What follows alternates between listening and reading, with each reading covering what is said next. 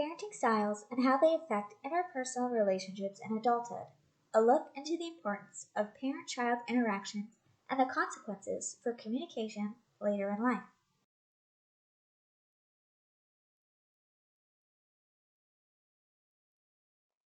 Hello, my name is Annie Claire.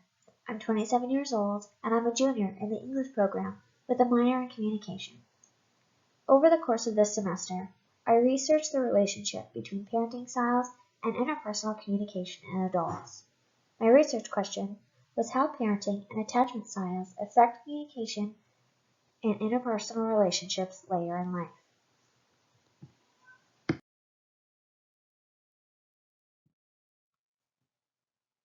I researched, read, and analyzed several articles concerning parenting styles, attachment styles, emotional social behavior in parents, and the long-term effect they place on interpersonal relationships and communication styles for their children as adults.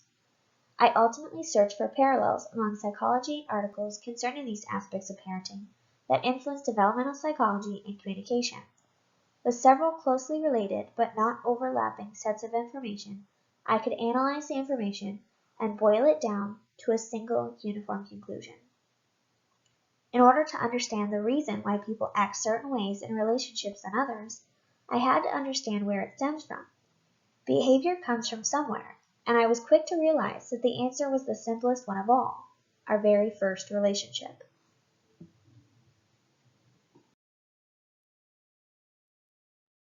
As I wrote my research paper and finished the assignments as the semester went on, I recognized that the beginning of each assignment always began the same way.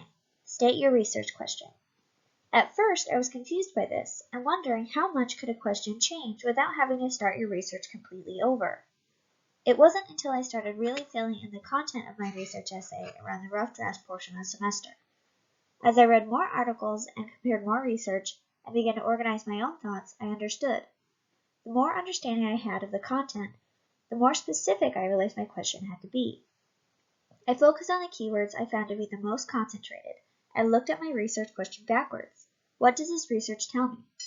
This evolution allowed me to become significantly more invested in my research.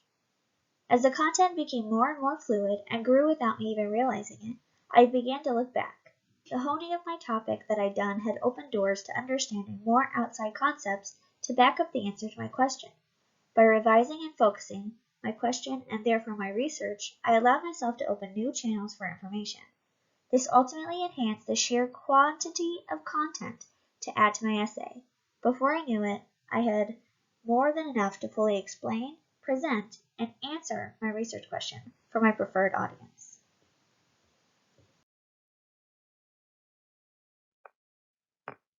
Understanding and deciding on the kind of claim you want to make is one competency that I hadn't heard of before the semester.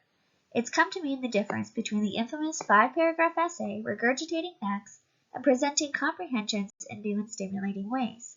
The more specific the claim, the more integrated the research can become as it carries itself through the pages.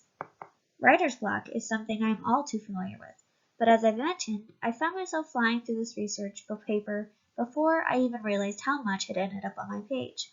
The first draft was a general outline, next came the full sentences, then came the connections, until I finally had fleshed out not only the pages but my own understanding. The small goals of each new draft of the paper allowed me to take baby steps toward the entirety that I was proud of at the end.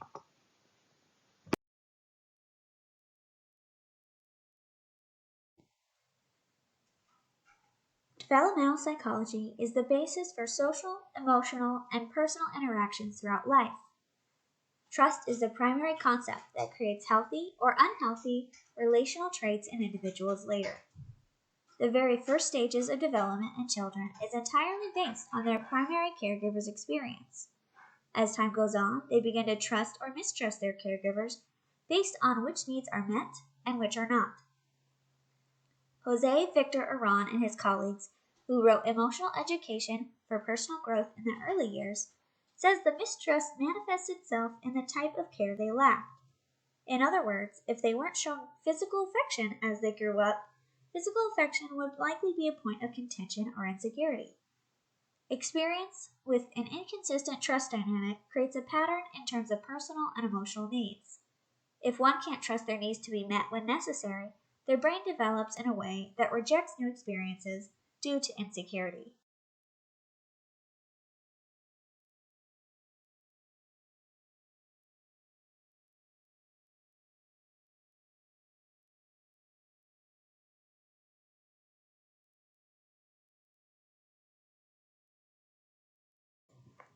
Attachment styles are the product of trust versus mistrust in parent child relationships. When a child isn't given the proper amount of security regarding their emotional and personal well being, they minimize the importance of emotions. For example, if your parents yell at you every time you wear red, you will stop wanting to have anything to do with red, much less wear it in front of them or anyone else. The emotional damage becomes a learned behavior, carried through life and applied to all relationships. The same thing applies to emotional expression. The urge to control and diverge from emotions is a learned behavior during an imperative time of development. Curiosity that would have stemmed from encouragement on the parent's part becomes rejection and a lack of understanding. If you can't comprehend your own emotional experience, how could you possibly understand another's?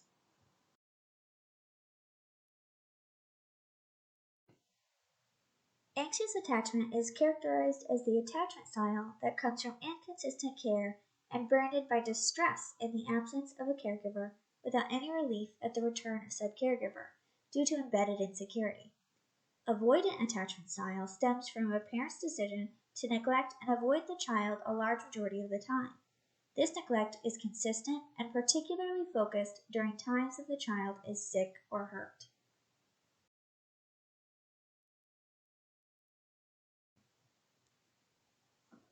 Parenting styles are the categories and the method in which parents respond to communication and conflict with their children. These styles are warm, permissive, hostile, or absent. If a parent responds to emotional output from their children without knowledge, wonder, and dialogue, the child will learn to respond in the same way and control their emotions rather than understand them, due to a perceived threat rather than a normal, healthy occurrence. Though parenting styles and behavior is often determined by the way they were parented, behaviors can be regulated automatically or intentionally. Automatically, meaning they do it without thought and adjust their behavior based on how they're feeling, versus intentionally, where they have an initial response but make an active decision to adjust their behavior and therefore interaction with their child.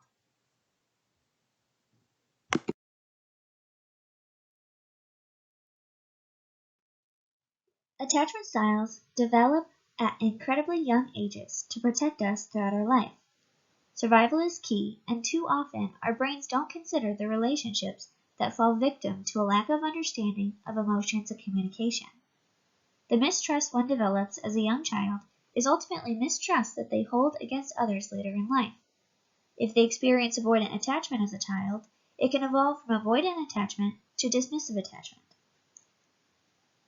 Dismissive attachment style does not engage emotionally at all, and rather dismisses emotional interactions as they had not developed in a way that could acknowledge emotional expression in themselves or in others.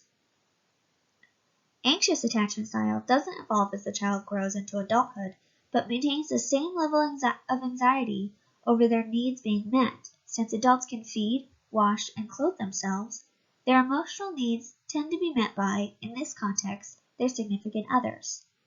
They experience consistent self-criticism, low self-esteem, and insecurity that, despite their constant search for approval, is never fully satisfied or relieved. While finding the best in people, they rely on others to validate their self-worth and assume the role of the pursuer in relationships, taking rejection very personally.